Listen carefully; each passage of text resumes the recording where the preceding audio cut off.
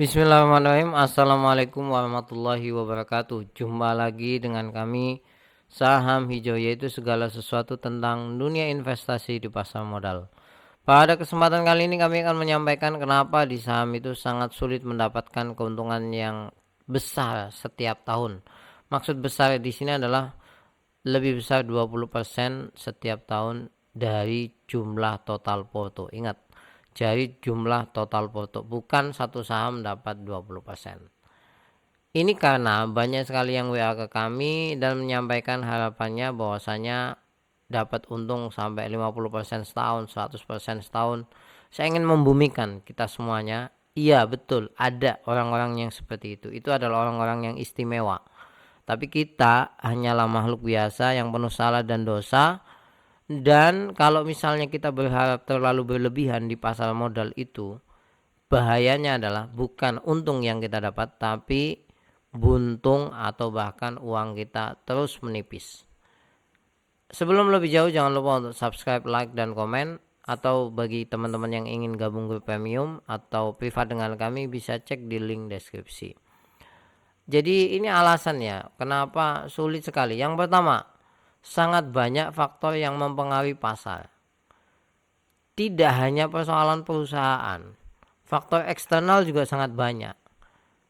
Faktor Indonesia, bahkan ya terpilihnya Trump itu sangat menggoyang pasar, kondisi Cina, bahkan komentar menteri aja yang mungkin kita berpikir, wah ini sangkut pautnya jauh, itu sudah langsung membuat pasar gonjang-ganjing. Oleh sebab itu sulit memprediksi pasar modal itu bagi kami ya, itu sangat sulit sekali karena variabelnya sangat banyak sekali. Bahkan pengumuman The Fed itu, Trump, Putin menyampaikan misalkan menyerang Ukraina, itu berpengaruh di pasar modal. Jadi kalau ada orang yang bisa pasti saya untung setiap tahun seperti ini, kalau kata saya kok harus was-was ya kalau seperti ini. Yang kedua, ini fakta, pasar modal Indonesia itu masih dijajah oleh asing.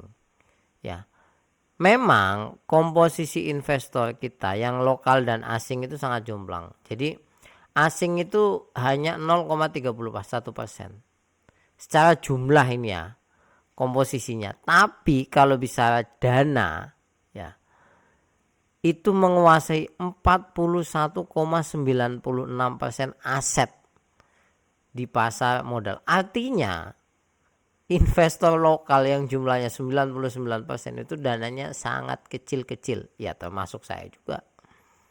Oleh sebab itu nggak bisa kita memprediksi dengan tepat, itu sulit ya. Apalagi kalau misalkan udah satu broker asing jualan banyak, oh turun. Broker asing mau nahan harga banyak, oh mereka bisa nada harga sebanyak-banyaknya ya. Ini salah satu fakta. Yang ketiga, ini contohnya. Contoh ya, ini saham Bank BRI itu dalam 3 bulan ini gila turunnya itu ya.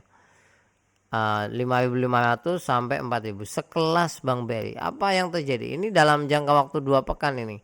Ada broker ini, lihat ya, foreign ya. Ada broker asing RX, BBAK itu jualannya gila-gilaan, 1,7 triliun, bayangkan.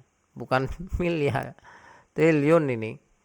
Ya habis sudah. Ini asing, bukti bahwasanya asing itu ya punya pengaruh besar. Yang berikutnya, sangat sedikit saham di Indonesia yang konsisten naik sampai sampai lebih dari 5 tahun. Ini fakta. Makanya kalau ada orang bertanya ke saya, Pak, apakah bisa saya investasi 10 tahun kemudian 10 tahun yang akan datang tidur-tidur gitu, tinggal nerima dividen aja? Ya kalau dana Anda gede banget sih oke lah. Tapi kalau misalkan sedang-sedang saja, ya kalau dana besar kan bisa mengharap dividen. Kalau sedang-sedang saja ya kita harus mengharap capital gain juga. Kalau mengharap capital gain ya harus lincah, harus tahu saham-saham. Anda bisa lihat faktanya ini. Sedikit sekali saham Indonesia yang seperti itu. Salah satunya adalah BBCA. Ya, ini konsisten memang. Labanya juga tumbuh dengan istimewa. Lain halnya dengan saham-saham yang lain pada umumnya. Unilever aja itu digebuk habis dalam 5 tahun ini. BSDE, Anda tahu pasti BSD itu. Ini aja turunnya luar biasa, gila ini. Ya naik turun, naik turun. Jarang yang konsisten naik setiap tahun itu. Oleh sebab itu ya ini fakta, realita di pasar. Yang keempat, kesulitan paling besar pasar modal adalah bermain dengan psikologis. Ya, kita punya perasaan, kita bukan robot yang ada takut, ada senang, ada yang namanya optimisme berlebihan, ada juga pesimisme yang terlalu mendalam. Teori kita mengatakan beli saat turun, jual saat naik. Ini teori aja. Di pasar prakteknya sangat susah sekali. Kita simple memang sederhananya. Tapi Anda coba lihat ini, saham Bank BRI. Ini kalau kita bicara sederhana ya. Tinggal beli aja di sini kan. Ini beli di sini. Ya, turun setelah itu oke lah. Beli di sini udah tunggu aja sampai setahun misalkan naik lagi. Jual di sini. Nanti turun ya di sini misalkan beli. Ya mungkin turun lagi, tapi suatu hari naik gain 20% atau 10% kan bisa. Tapi itu teori. Kenyataannya di pasar kalau kita berada di sini ini takutnya luar biasa. Mau beli itu aduh was-was, bingung, pokoknya takut lah. Kapan kita beli secara optimis ketika di sini nih? Ya naik ketika di sini itu optimis sekali kita beli. Itu oleh sebab itu di pasar modal itu sulit untuk berbicara keuntungan konsisten atau keuntungan besar karena gitu, bermain secara psikologis. Apalagi kalau perasaannya terlalu kuat ya, ngelihat seperti itu udah takut ya, ngelihat seperti ini udah terlalu optimis. Jadi ini yang kesulitan yang berikutnya ini secara dalam 1 tahun Anda lihat chartnya ini ya sederhana sebetulnya, tapi di pasar tidak bisa karena kita bermain dengan uang. Ini juga Bank Mandiri juga sama chartnya. Nah yang kelima, sangat banyak teori analisa. Ini bukan rahasia umum. Newbie pasti bingung ya. Secara teori itu kan ada teknikal, fundamental, ada bandamologi. Untuk menentukan fair value ya dari sebuah saham atau harga wajar dari sebuah saham itu aja banyak teorinya. Ada teori book value lah, ada teori price to earning ratio lah, ada banyak sekali sehingga orang mengatakan harga di sini murah, menurut mereka masih mahal. Menurut mereka ini teori PBV orang-orang yang newbie gitu. Jadi berkelindan dan sekarang kan era di mana informasi itu bergerak sangat cepat. Dan ini teori umum ya, ketika terlalu banyak informasi yang masuk di otak, maka justru semakin bingung. Saya beri contoh aja ini. Kalau secara ini ada saham kecil ya, GTRA ya. Kalau secara bandamologi ini terjadi akumulasi yang besar. Orang bandamologi optimis, optimis ini masuk.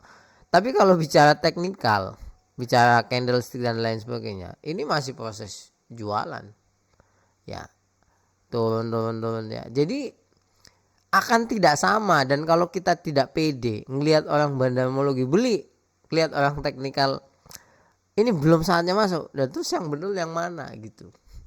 Ngelihat orang fundamental ini saham harganya murah gitu.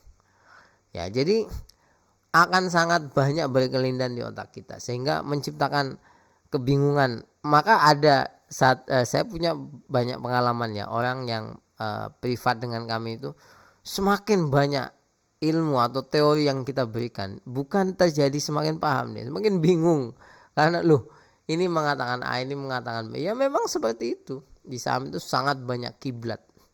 Oleh sebab itu saya ingin mengatakan bahwasanya kita di pasar modal itu jangan terlalu berharap berlebihan. Misalkan ada orang itu yang setiap tahun beggar sampai 5 kali, ada orang itu yang setiap tahun dapat 100%. Udah, kita membumi dulu. Kenapa saya katakan demikian? Karena kalau kita tidak betul-betul lihai dan kemudian kita mengharap berlebihan, yang hadir itu bukan masalah gagal, tidak dapat untung, bukan rugi, itu masalahnya. Dan itu sangat bahaya sekali.